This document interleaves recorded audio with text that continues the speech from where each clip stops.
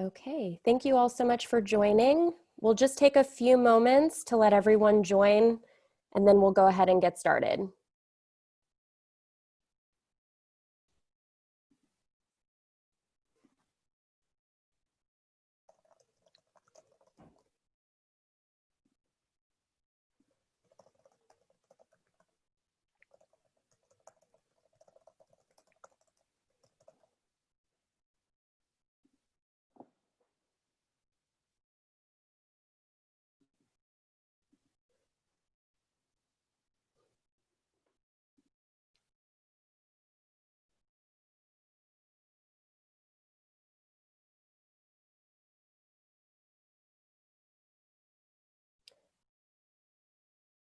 Good morning and good afternoon, everyone. Thank you all so much for joining Luxury Institute's webinar. We'll just take a few more minutes as we see more and more come in, and then we'll go ahead and get started.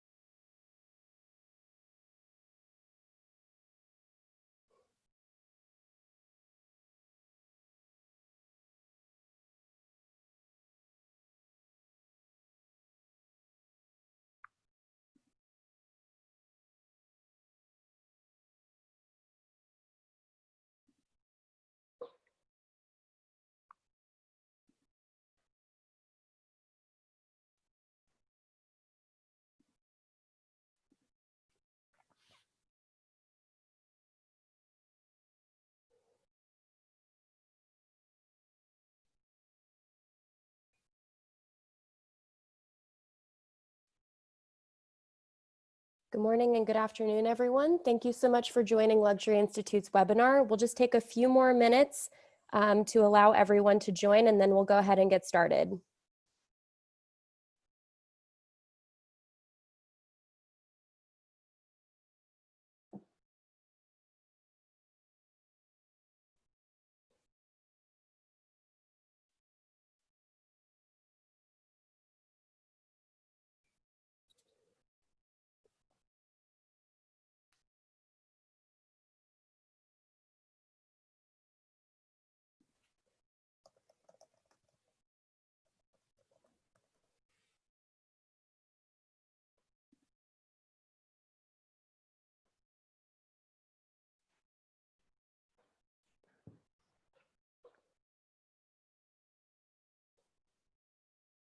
Thank you all so much for joining us.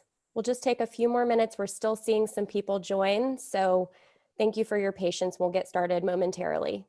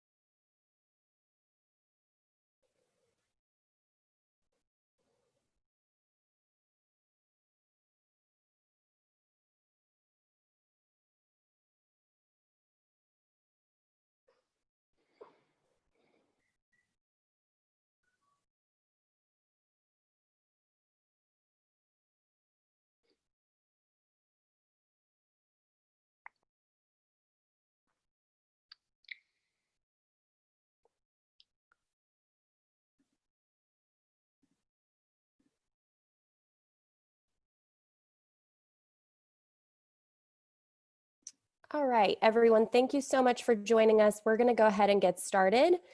So again, thank you all for joining Luxury Institute's webinar on the future of privacy and personalization in the luxury industry. Today's webinar will be 1 hour with the last 15 minutes dedicated to your questions. So please send any questions you have through the Q&A box, and we'll do our best to address as many as possible at the end. Additionally, today's webinar is being recorded, so if you have to hop off or you're not able to make it, we'll be sure to share it with you following today's session. Now, I'd like to introduce Luxury Institute CEO, Milton Pedraza. Thank you, Katie. And thank you all of you for joining us today. We hope to inspire your creativity by presenting some fresh ideas about the future of privacy and personalization in the luxury industry. And I want to tell you a quick story. But before I give that story, I just want to say that that photo inspired us to try to inspire you to think within this presentation of two perspectives. The first one is you and your loved ones as individuals, as consumers. And the second one is of you as a business person, as a provider of goods and services to your clients.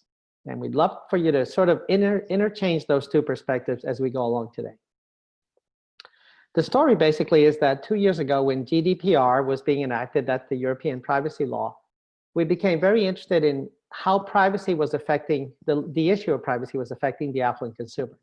How important was it? How concerned were they? There was a lot of research out there starting to pop up that said that they were very concerned. So we decided to study it with both primary and secondary research. And the surprise that we got was basically that, yes, privacy was very important. But what became obvious to us was that there was this ecosystem, what we call the personal data economy, emerging out there under the radar. And that while privacy is going to be and continues to be very important, that the opportunity to enhance personalization, the opportunity, the economic opportunity, but also the humanistic opportunity of the personal data economy is a multi-trillion-dollar concept. And so we're excited to share with you some ideas today. We'll share some research, we'll share some trends, we'll share some use cases, and we hope that you'll use your creativity to think of how you can apply some of these concepts to your own business and as an individual to your own life. Let's get going on the journey then. When we talk about customer relationships, we were thinking, how do we convey what we're trying to say? And it was basically the shortage of toilet paper, paper towels, soap, toothpaste. Those are all very important items, but those are transactional products. They're commodities. In the luxury industry, and we define the luxury industry as a multi-trillion-dollar juggernaut, 300 billion being goods, but several trillion being insurance, financial services, travel, real estate, many, many services that really are part and have a segment within them of the luxury industry. We realized that customer relationships, true relationships, matter tremendously in the luxury industry, where you have high value, high investment, high risk, and high emotion purchases. Now, it's said that in the digital world that we live in today, it's all about data. That data is the currency, data is the resource, data is the oil, it's been said, of the digital economy. But we beg to differ. We believe that data is an outcome, it's a resource, no question. But it is all brought about by trust. And we hope to prove that to you as we go through these slides. Now, this is a survey that we conduct every year, the State of the Luxury Institute survey. And we conducted the 2020 survey in the fourth quarter of 2019. And I'll share some insights from that survey today, as well as other surveys. But just to start us off in terms of relationship and how consumers are feeling today, when we ask them what drives a connection, an emotional connection with a luxury brand, 51% say that it's the brand values, it's the morals, it's what the brand stands for. And then, of course, 40% say the product or service, the functional benefits, if you will, and 34% say the brand reputation. We believe that if we had conducted the same question 10 years ago, we would have had a different outcome. Brand values would not have been as important as they are today to the affluent consumer. Now, we've conducted a lot of research, primary and secondary, as to what are the greatest challenges that consumers confront with respect to their personal data. What we found over 2 years of research, and most recently in 2019, and this is a survey from CIGI Ipsos, a very large research company for whom we have a great deal of respect and admiration. So thank you for this data. Is that in every major survey conducted in 2019 about privacy, consumers of every demographic told us that they're deeply concerned about internet privacy and security for themselves, but most importantly, for their loved ones.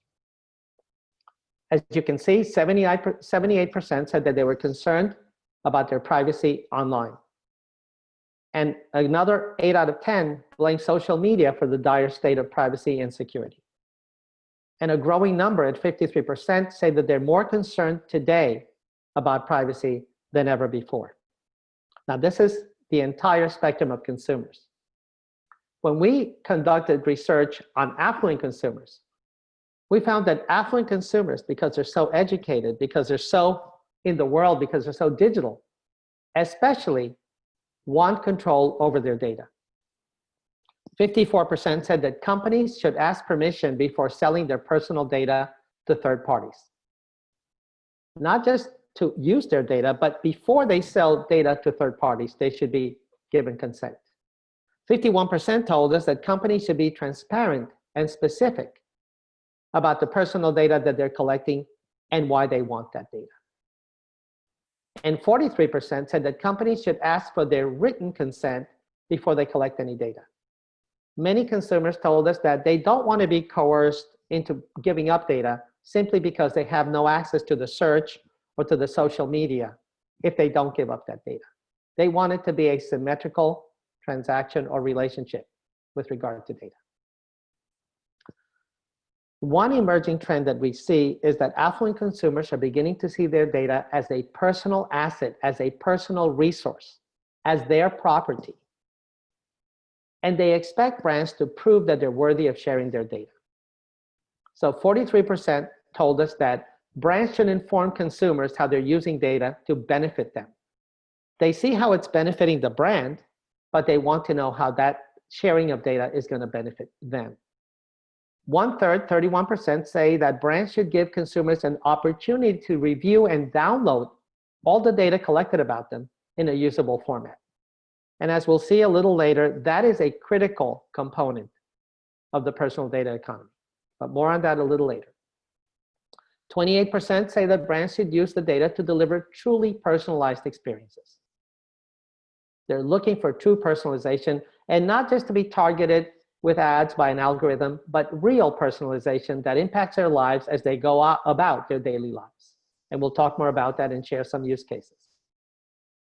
And 25% of consumers are now saying that brands should pay consumers or provide them with incentives to use their data.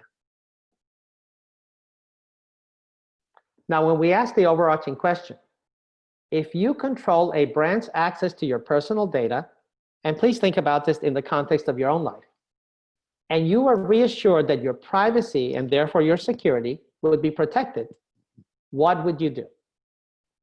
We conducted this survey in 9 countries in Asia, in Europe, and North America, with the top 10% of household income consumers, both genders equal, and across all the different generations.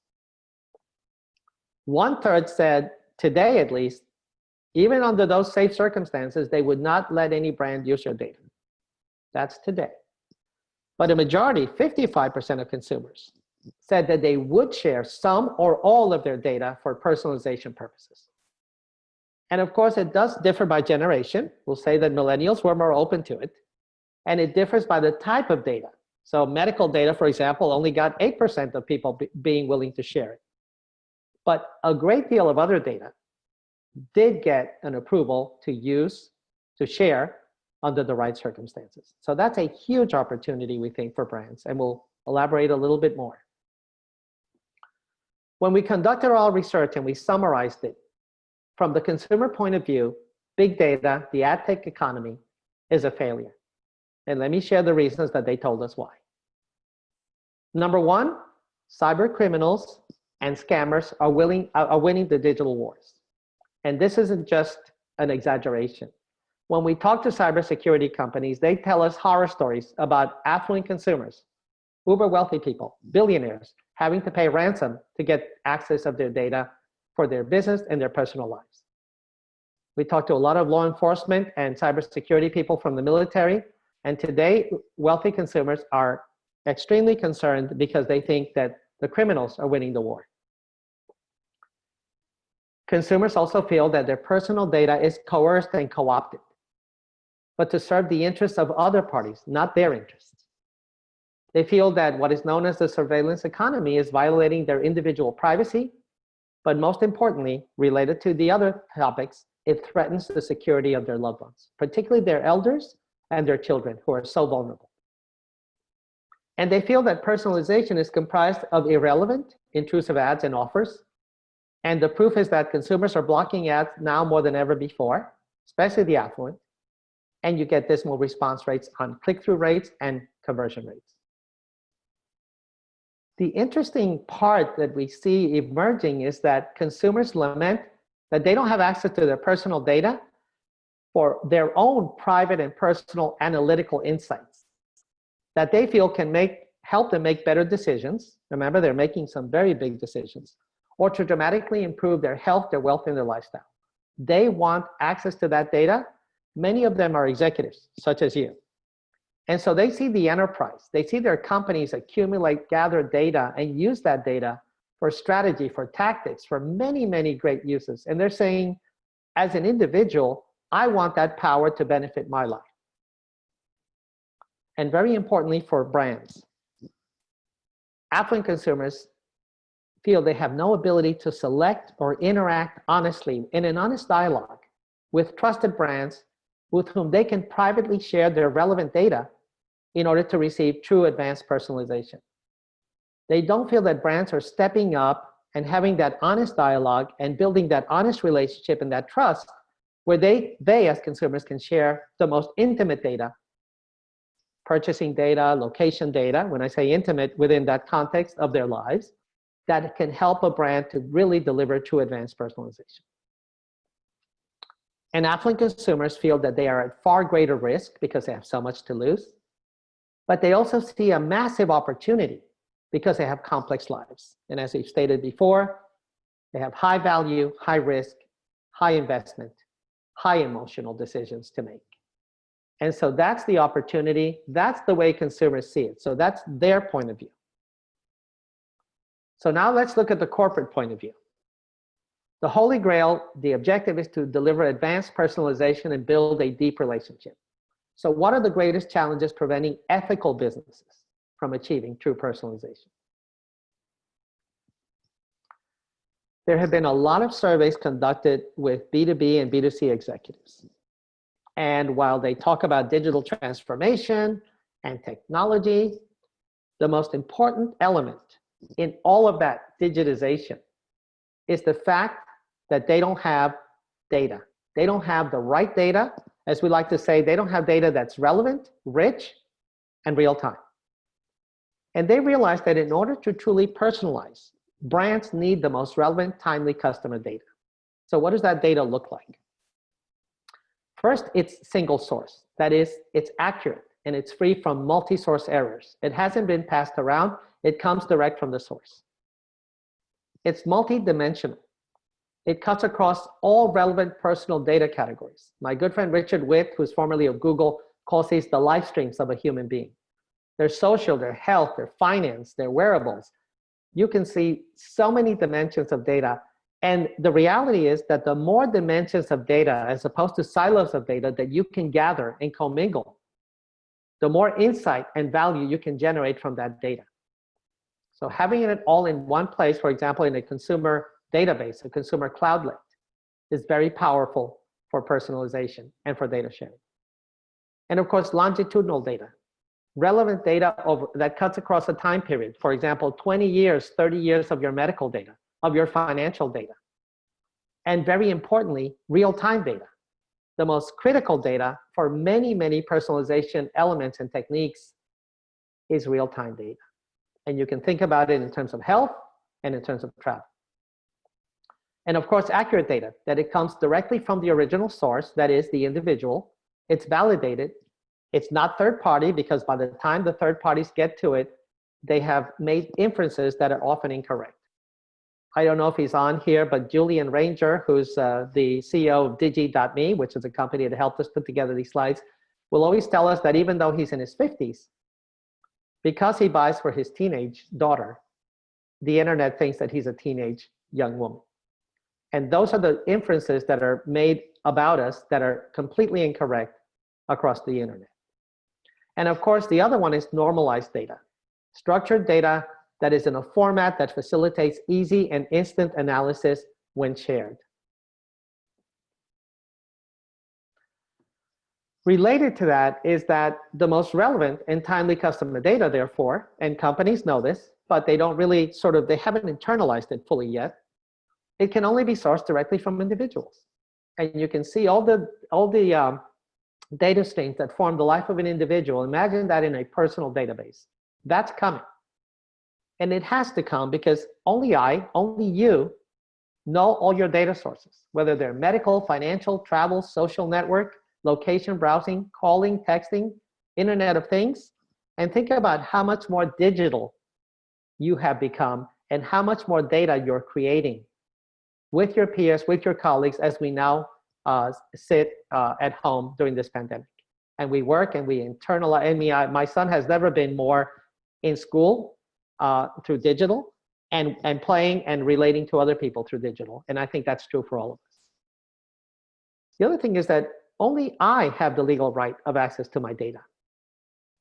And importantly, only I understand the complexity of my life, my major events, divorces, weddings, funerals, going to graduate school, all kinds of new job. All those major events of my life are only understood, and only I am truly aware of those, and then of my live streams, as we talked about. And importantly, only I as an individual know my true needs, my wants, and my expectations in real time. So Zenga might send me an offer for a navy blue jacket right now, but I'm stuck at home, or I may be sick, or I may be moving, or I may be doing something else that, even though it's the perfect offer, it's not the perfect offer at the right time. Individuals can communicate that back to brands if they trust it.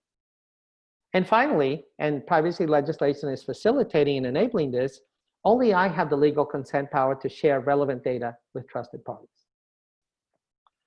And by the way, this is what companies and executives who are enlightened are thinking about it from the consumer point of view and their ability or inability to personalize. I think this quote is very interesting, and I'll break it apart because I think it bears analysis. So this is from Peter Norvig, the director of research at Google. And when he was asked about the power of Google, he said, "We don't have better algorithms. We just have more data." And then he goes on to say, more data beats a clever algorithm. And in fact, Google gives away algorithms because algorithms, which are correlation engines, if you will, are only as good as the data that get to train them. But I think the critical part of the quote is this: but better data beats more data. So the fact that companies are accumulating tons of data today is irrelevant. A lot of that data, and I used to run CRM for Citigroup and then for a $30 billion company called Sendent, 25% to 30% of our data was just dirty, unusable. And the rest had a lot of other issues, like it was obsolete or dated, et cetera, et cetera. It's not all bad data, but data, especially about consumers, becomes obsolete and dated very, very quickly. So the idea, the quote is, better data beats more data. And yes, the algorithms will play their role. Of course, they're essential, but they are commodities these days. So let me get to the main point, which is the time is now. The tipping point is coming. We thought that the tipping point, after studying these topics for 2 years, was coming in 2020 anyway. But the pandemic accelerates it. It pours fuel onto the fire. So let me share some game-changing trends that are accelerating the rise of the personal data economy. Number one, and you're aware of this, privacy legislation enables data privacy. And that's great, but that's playing defense. The sweet spot is that, for example, in Article 20 of GDPR, it allows for consumers, individuals, to have data mobility and portability. And that data mobility and portability unleashes the power of personal data. That means that you can go and download your Facebook, your Google, your bank, your healthcare data, and you can now have access to it. Of course, it's early days, so it's a very raw, very nascent concept. But what people don't realize about privacy legislation is that the most important part, after protection, is mobility and portability. That unleashes the personal data economy. We now have it in California, We probably would have had some federal legislation in the United States this year or next year. It may move back to 2022, but it will happen. The other tipping point trend is that existing technologies, everything I'm going to describe in our use cases can be done with existing technologies right now, today. But there's also emerging technologies, such as blockchain. As blockchain matures and goes beyond speculation of currency and into real use cases that help supply chain and all sorts of interactions within a corporate enterprise, we will see that blockchain will play a major role in enabling individual data control and in sharing data with trusted entities. And when I say trusted entities, it's not just brands. You may have a genetic predisposition that you will allow a research lab that you trust, or several research labs that you trust, to use your data for research. And you may do that for free. The other important element, and I want you to please consider Googling this term, federated learning, like federation, federated learning. It's a new type of AI that was invented by Google, ironically, that is on-device, off-cloud AI that enables insights, the generation of insights, of learning, of knowledge, of actionable knowledge with no data extraction, privacy, and security. So the example would be that all my financial data sits on my iPhone. And I just applied for a $500,000 mortgage to buy a home. The bank, the mortgage company, can send the algorithm into my phone by permission. None of my financial data ever leaves my device. It sits on my device. The algorithm comes in, trains, and calculates my credit score, and only my credit score goes out back to the bank. Unlike current AI, where millions of people's data is collected into a cloud server farm, creating a lot of risk for everyone. And then the data scientists go to work and they train the algorithm, and they might send me back an ad or an offer. Instead, you flip AI into on-device and off-cloud. That is a huge change in AI that will facilitate data sharing, and data extraction will not be part of that, but privacy and security will. The other thing is that affluent consumers, as we said before, are starting to protect their cybersecurity and privacy vigorously. They see how at risk they and their loved ones are. And to repeat, they're eager to enhance their health, their wealth, and their lifestyle via private personal AI. So we believe that there will be a movement where developers will develop applications, private AI tools, so that consumers and individuals can see, if you will, can learn more about their digital twin and therefore about themselves, but in a private and personal way. And the only way that any of those insights get out of that individual site is if they choose to share them with companies or entities that they trust. And then finally, COVID-19 has highlighted and accelerated the debate over the value of personal data versus privacy rights. There's no question that being able to track someone, their temperature, their movements, their contacts, is extremely valuable to helping to fight a pandemic. But as we saw with the app that was developed in Singapore, where people tend to trust their government, only a minority of consumers has volunteered to be part and to participate with that app and keep it open at all times because of privacy rights. So we're seeing that that concern is stifling some of the most potent, some of those powerful solutions that come from the digital economy. So now let me share three luxury goods and services use cases, and I'm going to read through them and I'm going to improvise through them. But basically, they're little vignettes and little stories of what is possible from the consumer's point of view, from the brand's point of view, if we unleash the power of the personal data economy. First up, of course, is health, because it's so critical in the moment.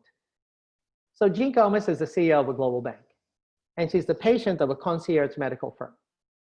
Her medical data, including her genetic profile, her medical history, real-time blood pressure, temperature, heart rate, her exercise regimen, her wellness regimen, her dietary consumption in quality, quantity, calories, her travel and other data related to her health, and her well-being are aggregated in one personal database with analytics power, and it's all in an app.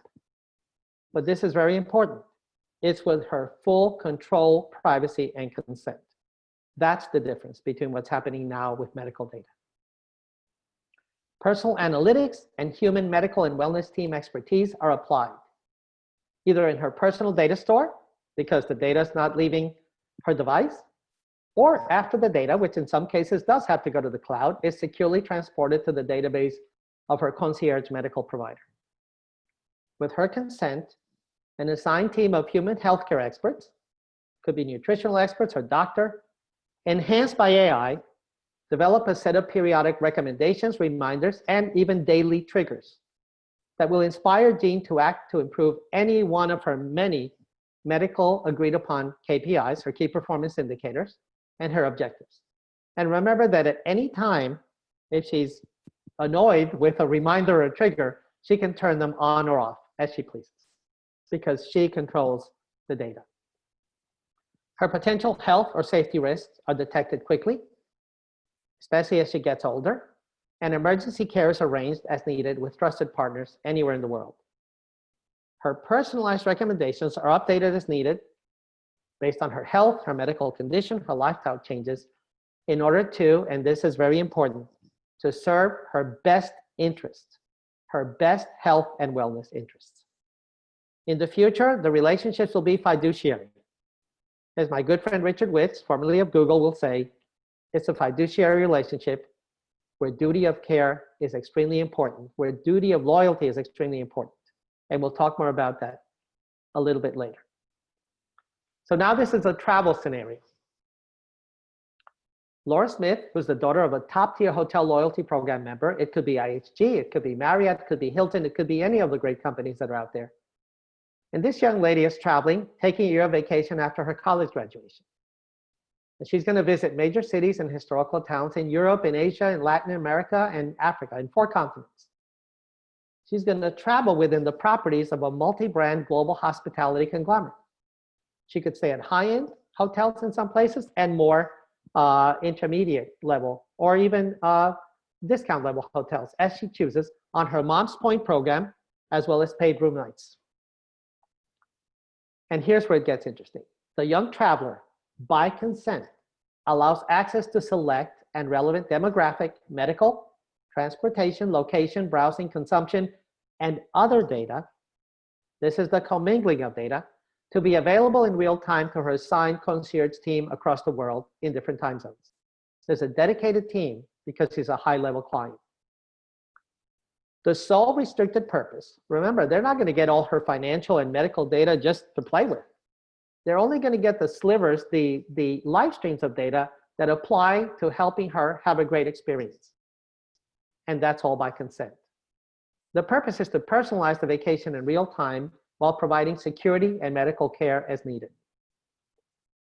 The experience is curated to seamlessly provide the optimal hotel properties, deliver quiet, fragrance-free, well-lit rooms, medicines, allergy-sensitive dining, and of course the fun part, local music, entertainment, and dining, and special access to coveted monuments with special expert guides, but also smart, invisible medical security and other protection measures.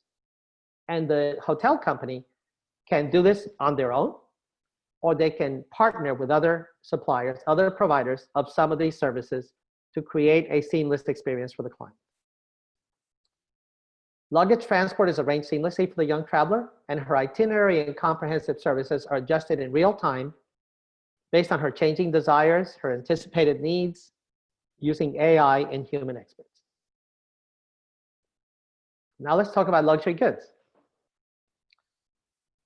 Kelly Jackson is a client of your luxury goods brand, and she's purchased $20,000 on average each year over the past 3 years in apparel, handbags, shoes, etc., sometimes jewelry, luxury goods. After receiving her consent and guaranteeing security and privacy, your brand or your brands, let's say you're a conglomerate like LVMH or Kering that has multiple fashion brands or multiple brands across these categories. Your brand or brands are given access to track her relevant location and browsing data for 1 year. plus access to all of her transactions that relate to your product categories for the past 5 years, and because she trusts you on an ongoing basis. But only those transactions, not her other transactions. This enables you to better understand how she searches, how she learns, how she engages, how she purchases, and how she uses her luxury items throughout her life. You as a brand create a secure personal data pod, a library on her device or in the cloud that she can control, access, and update. She can review the data in a dashboard that is very well designed, easy to use, in order to understand her AI and human-generated insights. And she can update her profile, her latest interests, and her tastes. You don't have to guess. She will tell you. Now, her trusted personal stylist can use these insights and expertise to curate relevant, timely recommendations. Of course, they're delivered with humanity, with emotional intelligence. It's AI enhanced, but it's human delivered. So together they can discuss new ideas on future needs, and they can do it virtually, as we do now, or in person, in order to build a deeper, mutually beneficial long-term relationship. Now, these hypothetical examples are impossible to conceive or design or execute without the full control and consensual sharing of relevant personal data by the individual, by you as an individual. In each case, the marketer can learn the behavior-based path to purchase, for example, for their offerings by individual, instead of relying on reported data or pretending that a segment or a persona sales funnel is even remotely reflective of reality for that individual. We're in the one-to-one era with this process. Now, this special data sharing relationship enables access to relevant, rich, and real-time personal data. We call it the LuxInstitute's 3 R's of personal data. Most of the current frustrations and risks that marketers and consumers confront regarding data access, privacy, and personalization disappear. Let's keep in mind that the best interests of the client and the best interests of brands, ethical brands, are always aligned. They have demand and you have supply. They need and you provide. It is only when we have third parties and digital platforms that you have a conflict of interest. Our interests are aligned, if we're ethical, with our consumers. They're fully aligned, fully aligned. The new challenges will be about which brand is trusted most. So there will be competition. And which brand has the best mix of people and analytics and creativity and innovation and partnerships, and of course, emotional intelligence capabilities to deliver that advanced personalization. Notice I didn't put data as one of the challenges because you've overcome that challenge. You have a shared interest in sharing data. So the opportunities to innovate and create mutually beneficial, functional, emotional, and economic value become exponential. We worry about job losses, we worry about being replaced by robots. When you unleash the power of data, when you empower data, it creates tremendous economic potential. Because advanced personalization enables trusted client relationships that deliver scalable, because it's digital, it's scalable, exponentially scalable, and it's profitable, and you can achieve unimagined levels of performance for both parties. Now, the main point that I want to make as I close is that the capabilities to execute advanced personalization are available today. We've been conducting the educational dialogue as we have here to work with several leading brands. And we've been discussing piloting small and large scale advanced personalization research and innovation projects. In fact, with one company, we recommended that instead of using consumers, because they're a hotel company, let's use 20 of your own executives to begin the personalization process and to begin to innovate and brainstorm and execute. Now, when you talk to enlightened brand leaders, their eyes light up because they're craving the opportunity to have legal, ethical access to consumer data that will enable them to finally deliver extraordinary experiences for their customers. And when you talk to affluent consumers, they're craving safe, secure, ethical, and respectful personalization And by the way, they're willing to pay for it. This is going on with billionaires. There are some companies out there that serve family offices that are providing data vaults and analytic tools for billionaires as we speak, both in New York and in Silicon Valley. Now, this process, the advanced personalization process, requires a legal framework, a technical framework, and business expertise, and can be navigated surgically and effectively. So if you'd like to learn more, we'll be happy to send you the presentation and answer your questions about how to execute an advanced personalization pilot project. I want to thank you, and I do want to close. I know these are challenging times for all of us. It's been said that a crisis is a terrible thing to waste, and we agree with that. But we like the following quote much better, that the best way to predict the future is to create it. And I think we have a wonderful opportunity, and we're going to questions now, but I want to thank you for taking the time to listen and to consider these ideas. Thank you. So Katie? Great, thank you, Milton. Attendees, please send any questions you have through the Q&A box, and we'll do our best to address as many as possible before the end of the hour. So first question that we have, Milton, that we received privately is, what is the timing to complete a pilot? It takes about 90 to 120 days altogether to plan a project, to lay out the legal framework, to lay out the technological capabilities, and then to brainstorm and begin to execute in the field and pilot. So I'd say 90 to 120 days. Great, thank you. Yes. The second question is around luxury brands today. So what is currently preventing luxury brands from providing advanced personalization? I think we're all stuck in the mindset that the ad tech economy has created. Basically, that personalization means that we collect data. In many ways, we coerce data to be given to us. Or in the case of a brand, that we collect the data, and then what we really do is try to target offers at them. In other words, we think product, not customer.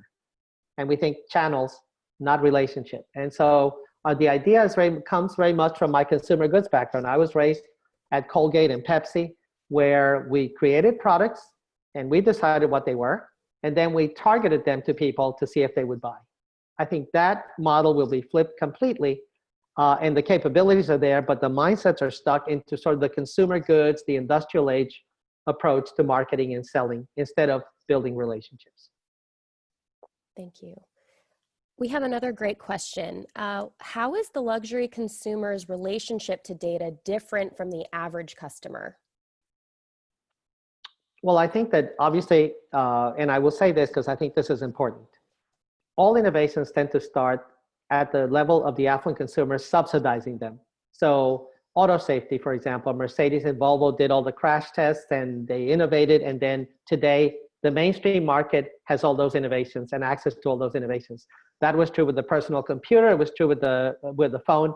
The wealthy tend to subsidize those things, and that's good for society. But I think that because they have so many, I'll give you an example. We talked to somebody who had multiple homes. They had a yacht. They had a company. They had many, many different complexities in their lives. So because they have so much complexity, they will generate and have richer data that will be required in order to help personalize for them. If you have a billionaire versus a centimillionaire versus a decamillionaire versus a young person who has perhaps no assets but has high income and high potential, versus maybe someone who is a nurse, they will all benefit from this process. But we believe that the wealthy should subsidize that evolution of the personal data economy. So there's no question they have different levels of complexity, although you could be someone who is low income and have complexity in your medical life. And all of this should benefit all of these people and everyone in society. So it starts with the wealthy who have more complex lives, if you will, generate more data in some of their live streams, but it should serve everyone in the world over time. Please. Great, thank you. Another question is the conflict between consumers wanting more personalization versus more privacy. So how would a luxury brand manage the handoff or the access to data? So let's say encryption or blockchain. Yes, I think first of all, it would start with a privacy policy that would guarantee you that your data would never be sold and it would never be used to exploit you, but only to serve you. So let's say the legal framework. And then it would require what I would call military grade, enterprise grade encryption. And today there are many techniques that can be used. There's a lot, homomorphic encryption, for example. But I think the most interesting innovation is the fact that the data will be decentralized. That is, it won't be accumulated in a huge server where it can be exploited by cyber criminals. It'll be on your device. So a brand can help you create your personal data pod. And that's easy. They can do it on Dropbox, as long as the data is well structured. And so the data can be in your safety. It's a lot harder to hack into the databases of 1 million wealthy consumers as opposed to the database of one brand who's holding the data of those millions of consumers. So there's techniques, and as I said before, the AI can come into your device, not extract your data, stay protected, and even the insight or the credit score or the medical diagnosis or the recommendation can be all can be done safely and securely without any privacy violations. So there are techniques right now that are not being used, but simply because I think brands are not aware, that can maintain that security and that privacy, whether it's legal or technological frameworks that deliver that. Thank you. Another great question. Do you think that personalization is accessible for smaller luxury companies that don't have, let's say, $100,000 or more to invest in data gathering? I think so, yes. And by the way, I think some of the smaller companies do the best job one-on-one of gathering more insights about their consumers. So technology is a commodity and it is pretty cheap. So helping a consumer develop their own data pod or their own, let's say, their fashion file where they have access to it, they control it, and you might be able to come into it to get insights from that is eminently doable. But I don't want to underestimate the challenge that some smaller brands will have. Obviously, the more consumers you have, the more this scales. And the more you can, if you will, write off the investment across many, many clients. So I would say that if you're a boutique, you can probably do this, but you'll have some limited, let's say, capabilities. But if you're a medium, let's say you're a brand over $20 million in revenue, there's no excuse for not doing it because it will pay off. And I would also say that for the groups, for example, the more multiples of brands you have, and so you have data across many, many different brands, the more it will pay off, and the more you'll be able to share insights with a client, and they will be able to share data with you than if you're a monoline brand. That can be a challenge. Thank you. Another great question. This is a little bit more specific to, let's say, health data. So specifically, let's say someone has COVID-19 antibodies. Do you foresee this to be incorporated into consumers' data collection in the future and then potentially used to, let's say, plan store visits or events or things of that nature? Yes, and I'll give you a couple of dimensions to that answer. First, I was reading an article that there's a company where your temperature gauge is connected to the web, and so the results go into a database automatically. So that's one approach. In the future, and I'm really optimistic about the getting out of this pandemic because I see so much potential innovation. I think that's what we're not seeing right now. So I do see that in the future, I'll be able to take a test, prick my blood, whatever, at home, get instant results. The results go into my database. By consent, they're delivered to whatever governmental or medical authorities, experts who can use it to help us all. And so I think that that will become automated. The test will become instant, and the information, the insight, again, not a lot of data needs to leave your device, but it can be delivered to a place where it can be used to help us all. I do see that happening pretty soon. Thank you. So here's an interesting question. In case a luxury brand has achieved significant success from doing this, let's say, have they remained limited to applying it to their home or the most significant market? Are they able to cascade the same approach across their entire global footprint? That's a great question. I think it depends first and foremost on the privacy laws of each country. We have to respect that. I also believe that in some countries where you have autocratic governments, governments will use that data to control people, and the consent that people and the trust that people have, even with luxury brands, will be limited. People will be on guard. They already feel under siege. Their data is already being extracted and controlled. Their movements are being controlled, facial recognition, you name it. So in those types of economies, I see less potential for the unleashing and empowerment of personal data, unfortunately. But in most markets, United States, Europe, I see privacy legislation and the freedoms that we all fight for unleashing a tremendous economic power. So I think it'll depend by country. I hope we can do it globally, but I can already see some economies where we will have, let's say, limited access to data because consumers will not be trusting.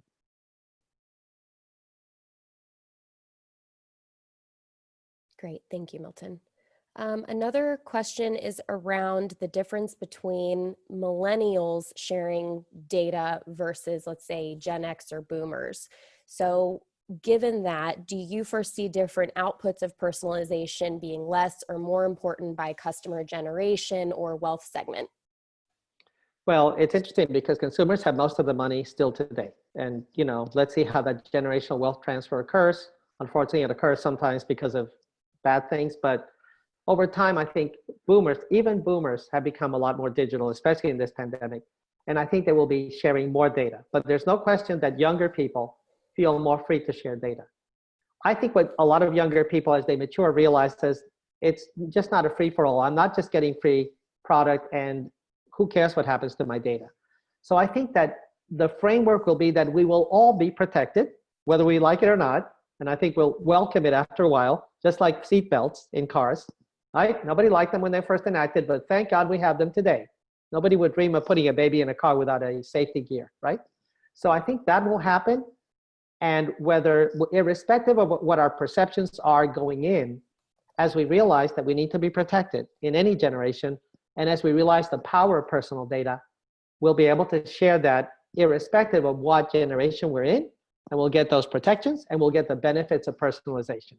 I see it all kind of coming together irrespective of generations. It's much bigger than generations. I think we'll all learn to realize the power and the protection we need. Great, thank you, Milton. Here's an interesting question. Let's just think more from retailers. So big retailers like Nordstrom, Bloomingdale's, things of that nature. Once we're back, let's say back to work, you know, stores are open again. How do you see the interaction between customers and retailers changing, you know, from a personalization perspective? Well, let's hope that, or digital.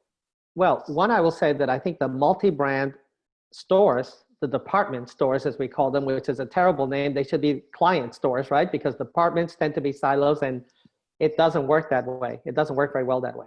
But assuming that department stores, multi-brand stores, because they have a lot more offerings, a lot more options for the consumer, and they can generate a lot more insight and provide the consumer with more solutions. I think if they begin to test this with the top 5%, the top 10%, 15% of customers, and then it cascades down over time, can begin to test their way. Remember, this is evolution, not revolution. We'll test it, but I think it happens fast. I think it evolves quickly. Can begin to ask consumers for data and then begin to personalize and play with how personalization works, work the kinks out of it. It's not a panacea. There will be issues, there will be problems, there will be awkward moments, but then we'll be able to really get the stream going. So I think just begin to start to test. And if you need to set up the legal framework and the technology, I think that over time we'll find how straightforward that is. It's really more about what we do with it. It's not the technology, it's what we do with that rich data and how we serve clients. And again, it's going to be a dialogue. So I think post-pandemic, this is a wonderful opportunity to innovate. I think people will be open to many ideas. Thank you. Here's another really interesting question with regard to brand values. So in your opinion, what is the biggest challenge of keeping your brand values untouched and moving towards high level of personalization for clients? I don't see a conflict. In other words, if your brand values are to serve, if you want to, as my good friend Richard Witt, formerly of Google, loves to say, and he's an attorney, if you create a fiduciary approach where you have a loyalty of care, a duty of care towards your clients, there's no conflict in your values. If you have good values, sharing data in an ethical and secure way and using that data to create value for another human being has no conflict with anything. It's moral, it's legal, it's ethical, and it's powerful. It creates value. So I see no conflict whatsoever.